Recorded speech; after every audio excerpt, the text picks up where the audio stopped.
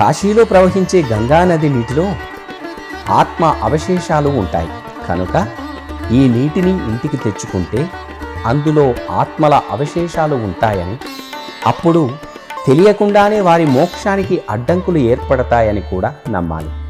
ఇలా నీరు తెచ్చుకోవడం అపవిత్రమైన కార్యక్రమం కాదు, కానీ కేవలం మరణించిన వ్యక్తుల ఆత్మల పట్ల గౌరవ భావన.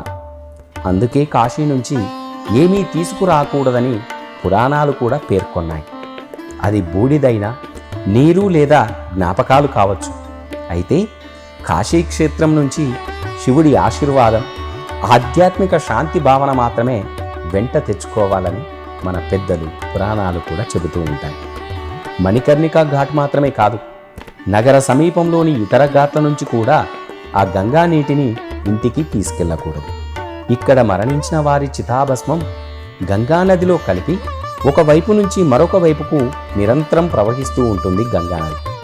అందువల్ల కాశీ నుంచి ఆ గంగా జలాన్ని ఇంటికి తీసుకురావద్దని అంటారు. అయితే హరిద్వార్లో గంగాజలంపై చాలా పరిశోధనలు కూడా జరిగాయి. ఈ నీటికి వ్యాధులను నయం చేసే శక్తి ఉందని కూడా చెబుతూ ఉంటారు.